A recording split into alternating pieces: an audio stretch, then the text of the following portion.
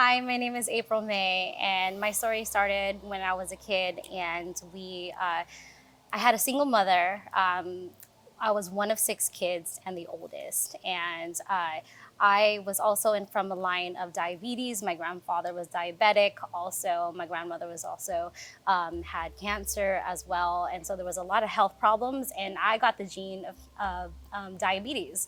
So when I was about 12 years old, I had a really bad episodes of dizziness, and I was also a little bit overweight. And so I went to the hospital one time because I almost fainted, and my blood sugar was well over 250 for my blood glucose, and they determined that I was diabetic. But I didn't listen because I was like, I'm young, I think I'll grow out of it. I just didn't know, but no one taught me what it was. I come from a Filipino background, and everything was meat and rice, vegetables, but mostly meat and rice that were sweet. And so, and we grew up in a family of scarcity because my mom was single mother of 6, like I said. And whenever we had food, we just took it. So we just ate until everything was gone, and we didn't, because we don't know when our next meal was. So I grew up as every time I'm at a friend's house, I'm eating as much as they give me. And with Filipino families, they invite you to eat all day long. And it's rude to not take food. So I'll go to different families' houses, my friends' houses, and my grandparents. I mean, they fed us. They fed us because they knew that when we go home, we might not have much. So they felt like, hey, let's feed these kids. And so, growing up in high school, I was overweight. I was self-conscious. And I was still dealing with the diabetes thing into my adulthood, to where I went up. My highest weight was about 185 pounds, and I was started to get heart problems like palpitations and anxiety, and I was going through depression. I had high blood pressure, cholesterol, you name it. I even had kidney issues because of all the sugar that was in my body, and my body couldn't consume any more sugar. And so I was more dependent on insulin from my body. And so I was like, you know what, enough is enough. Let me see if there's other ways than just, instead of just dieting, I need to change holistically, like my mindset and what I'm eating, what I'm doing, my hobbies, to see where I could incorporate movement, and also make sure that I'm just not sitting in a room eating and just being depressed. So I incorporated intermittent fasting in my early 20s, and that helped a lot. Like I used to eat 4 or 5 times a day when I get it. Even, when I go to my friends' houses, they make me take food home because we would have a whole buffet, and they're like, just take all this trays home, right, and stuff like that. And I would honestly hoard it in my room. I had a refrigerator in my room because, big families, you just take everything no matter whose it is. So I stopped that. I removed that little fridge from my room, and and when I moved out, I was like, you know what? Okay, I moved to a different city. I'm gonna walk to work every day. I'm gonna walk to work instead of drive, because it's only a few blocks. I'm not gonna just drive a few blocks. So I incorporated that movement. I've been eating. I skipped breakfast. I still skip breakfast now, unless it's a treat for me, because breakfast is a treat. For me, it's a treat. And so I stopped eating breakfast, just doing 2 meals a day.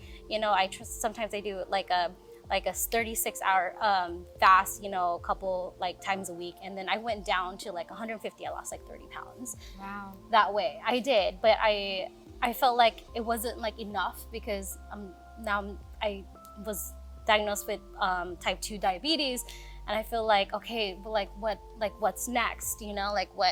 What else could I do? And then I quit junk food. I limited sweets a lot, and I love sweets. I love chocolate. I love ice cream. I love bread. I loved all the pastries. Bread. Yes, French pastries. I mean, croissants and macaroons, and like Total all of comfort the food. yeah, all of the great stuff. So I had to cut out a lot of the bread, a lot of the sweets, and so that that helped me a lot. I started that before I got married because I was engaged, and I was like, you know what, for the wedding, I'm gonna lose like 20 more pounds, you know. So but I end up losing 10 because of all the stress that happens with weddings, and I did it. But then I saw my bachelorette pictures and my wedding photos, and I'm like, ooh, that is not the girl that I'm seeing in the mirror. Like that, I see myself in the mirror and I look at me, but the photo said differently, you know, like it didn't project myself. And so I was like, well, I want to see in pictures what I see in myself. And so, you know, I like I felt like I had to do like a little bit more work, and you know, like, but I also wasn't happy too. I didn't have that balance. Like I didn't find a balance within myself, and I was already disproportionate, you know, in my body, and that kind of brought me down a lot. And so, and then I went through, I got married, then I got divorced 6 months later. So that put a damper on me, and then I gained a lot more weight back.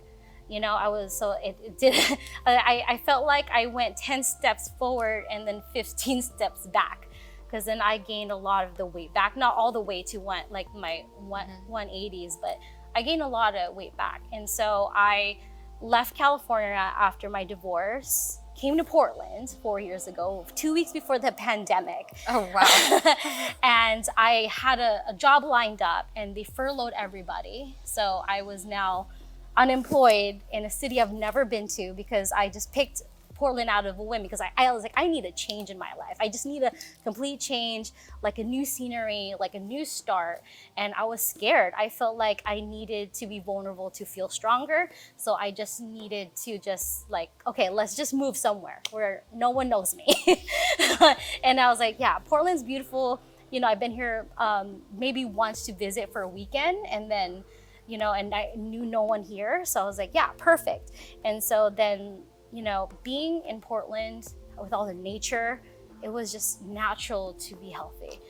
When I lived in Central California, and like there's dust particles, pollution everywhere. I had asthma when I came all my life in California. When I came here, I never used my inhaler. Maybe once or twice in the last 4 years. That's amazing. Yeah. So I was feel like, okay, this is where I need to be. This is where I could naturally find movement everywhere. And so, yeah, I felt like, okay, I'm gonna work on myself, do it naturally. And I got down to like 132 pounds. Wow. I went down 132 pounds. You know, when I came up to Portland, I was still in my 150s, because I went down and then gained a lot back, and then went down again. But then I was just like, okay, I love how I look, and I love my life right now, but I still don't feel like myself. Like when I look at pictures, I feel like I'm you know, I still don't know like why it feels like an imposter syndrome almost. It was like, gosh, the person I'm looking at is not how I feel on the inside. And so I just opted for surgery. I mean, I went through divorce. I went through like maybe 2 layoffs in the pandemic, and then, you know, and then really worked hard on myself, and I had a big journey. And, you know, I was like, you know what? I think I'm just gonna have surgery. I think I was going through a midlife crisis. Yeah. And I didn't want to buy a sports car. So I want my body to be my sports car. Yes, I want. So like, I was like, I'm gonna take this everywhere. Yes. So I went. I found a couple surgeons, and I also went to one in Beverly Hills. I went to a couple here in Portland, and I feel like just they didn't embody the vision I was looking for on my body. And so when I met with Dr. Erica, he kind of understood like what I was kind of wanting without really me saying anything. I don't know. I don't know what that means, but I was like, okay. He goes, this is what I'm gonna do. and this is, here's the expectations. He laid it down for me. He's like, it's it's not going to be, this like perfect. You're going to look natural, and that's what I wanted. I wanted to look natural without, being. I don't know if LA plastic means anything. But like, Yeah, well, you can in like, surgery. You brought up like such a vital point because in surgery, I find there's two reasons why people get surgery is because they want to anatomically look very different, and it's pretty amazing. Surgeons can do that. Yeah. Like the strong BBL with the tiny waist and all Yeah. the things. But I know with Dr. Eric, he wants you to look like that thing that you visualize in your mind, which is your ideal self. And it is really important you have those expectations of your doctor meets you where you are and you guys are on the same page. Yes. So I'm really curious, how did you find and meet Dr. Eric, and how did your consultation go with him? So I was in a consultation with another doctor in the Portland area. He looked at my body and he goes, I can't do your anatomy. And I was like, oh no. That must have felt kind of like... It was horrible because I was like, aren't you a plastic surgeon? Can't you go do anything? But the way that he talked to you, was it... Yeah, he looked at, there was actually two surgeons who looked at my body and were like, we don't know if we could get you what you want. Okay. So like, it's because of your anatomy. You might have like a lot of other existing issues with the visceral fat. You're not gonna look good. And I'm like, oh no. And then so one of the doctors was like, hey, there's an amazing surgeon in the Portland area who could get you the results you're looking for. And so he was recommended. That's from fantastic. another surgeon. And that's those huge things, because we should refer out. I see it as the Hippocratic Oath, like only if you can help someone, like do no harm. Because if you took someone on and you're not, thing is, some surgeons are just well versed in what they do. Like there's breast augmentation, like that is their thing. And I know with Dr. Eric, like he's like, this is my magic, and I know he refers out for like facelifts and things, but he's known for sculpting and natural yet powerful like results. It's a very totally different system than I've seen, how he blends different modalities with his expertise. Oh yeah, absolutely. And I appreciate that so much because it means to me like, oh, they're just not after my money, they're really, wanting me to have the best results too. And so like if they referred him, I was like, then he must be really good at what he does. So I saw the reviews. His reviews were amazing. I mean, I do my research to the T. Yeah. So, most people who are going into any kind of body reconstruction are very well studied people, actually. They come to the room, I'm like, wow, you definitely know what you're doing. Absolutely. So I felt comfortable right away. His staff was amazing. Yes. Like they took care of me. They walked me through the steps of like what my post-op would be, what my surgery day, and then what all the aftercare. And they recommended cohesive therapy. What stage did the lymphatic drainage conversation come in? I'm very curious, because this is kind of pre-op.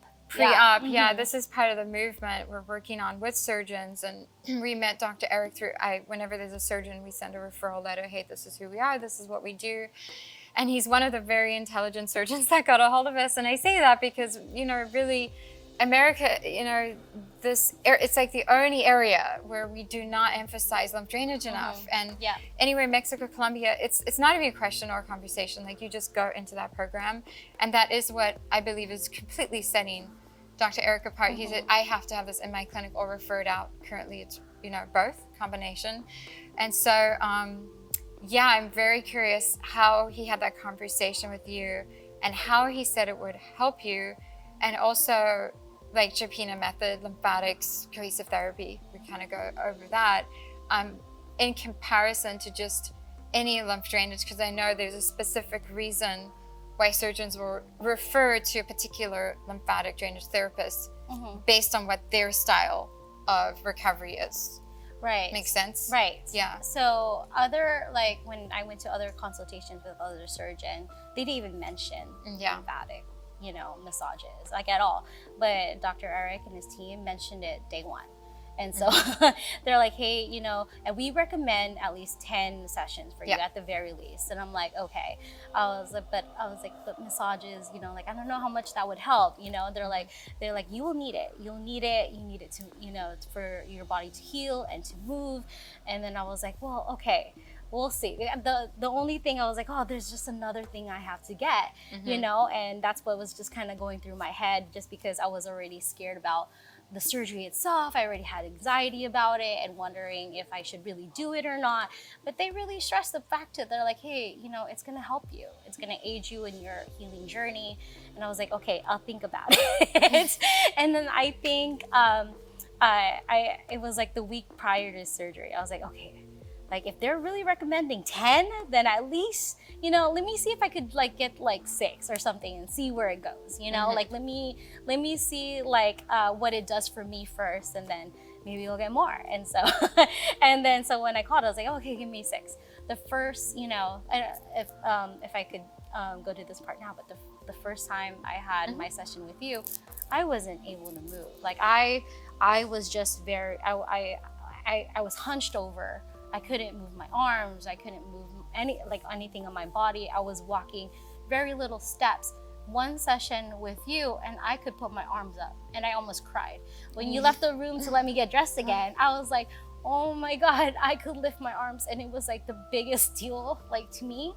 And so I was like, you know what? Okay, like I could see why I needed to do this. So I'm sorry, I'm doing it. No, tears are good because tears are real. It's authentic. And we want. This is why we're here. Yeah, I'm so glad he pushed me to do that. You know, they even like in my next appointments, they're like, "Did you set an appointment yet?" And I was like, "Yes, okay." I was like, "I'll do it. I'll do it." And then I was like, "Okay." The week before, and I was like, "It's almost time for surgery." Okay, just get an appointment. and then now I can see why. I could see why like they really pushed me to do that. So. Yeah, it's funny. I have a surgeon who texts me from the table like, "This kind didn't." Like, did you get your right before narcotics? Like, did you get your massage? You know, and that surgeon particularly didn't even understand lymph drainage, and we've worked together on educating the surgeon and having them come in. We actually have the surgeon come in and experience a lymph treatment. Like, we want them to know what we're doing with their clients. It's actually almost mandatory, and now they understand. Like, the first question is, did you get your pre-op massage? And do you have your massages scheduled? And so to what you're saying with the surgeon, where we're trying to get to is where the minute you book the appointment, it's not an option because you're too stressed to make good decisions in the way that it's all new. Yeah. So it's better if like the decisions are made for you. Because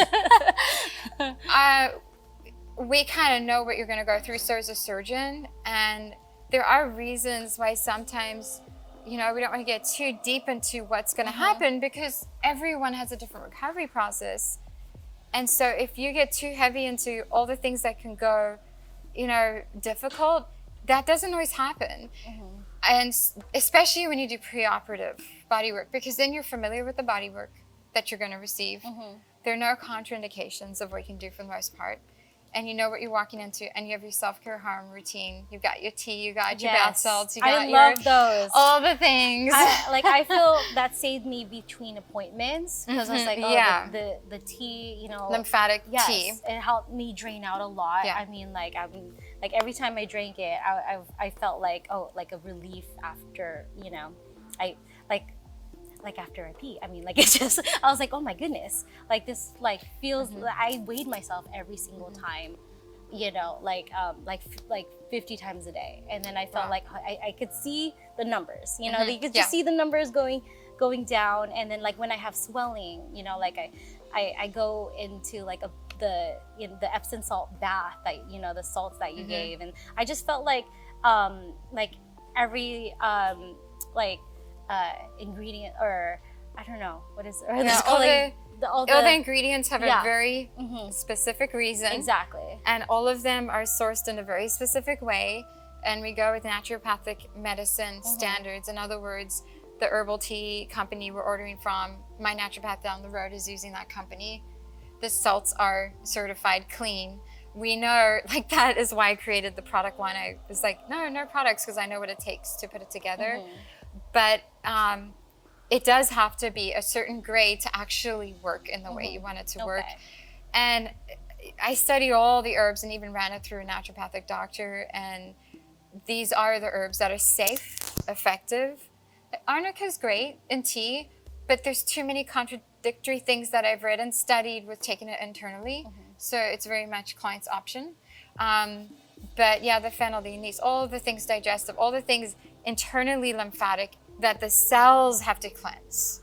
So the first session, that was the primary focus. Yes, we want to do results, but right now the focus isn't results. It's down the road, like more and more. Today is I can move again. My fluid is down and my pain is significantly slashed in half or even more. And then emotional, mental, huge, not talked about enough. The nervousness you're going through, there's the stages of your mind, and that just knowing this is normal, this is okay. Like, you have to hear that. It validated me. Yes. Every time I see you, or I see everybody, like at the clinic, I was like, hey, is this normal? Because I don't know. Because like I'm just, and then I come out and I'm feeling, wow, I could walk like a mile. So yeah, feeling that hope. And really what we're doing in the treatments, it's not just manual lymphatic drainage or standard drainage. Gepina method lymphatics is, the first part is a detox process where we're doing the rapid sweat therapy. We have to detox out the inflammation from the medicine you're on, and just the fact that the body is really traumatized and the nerves are kind of like this. And so you're in fight flight. We want to get you rest, digest, because that's when the homeostasis, the body's natural healing happens, and the body knows how to heal itself. So it's not just healing in that hour, but it's 24 to 48 hours after that. And so just getting back down to that healing. Also, the self-care is that the goal is for you to, like, that lymphatic lifestyle goes with you forever. You build that way past, like, those are the next steps of your life, is that surgery as a bridge to the next new part of your life, where we're now got where we want to go, and now you have these tools to continue to see results, maintain results, and really prevent any kind of need for revision or more unnecessary like surgery. I never thought of that. So yeah, absolutely, it's the next step. So you're 6 weeks now, and so when you'll probably drop in. She does 2 treatments every week. You can do up to 3 for 3 to 4, 6 weeks. And we do like measuring weight in between every treatment. It's up to 1 to 2 pounds of weight you lose, and sometimes up to a ½ inch to an inch of the weight.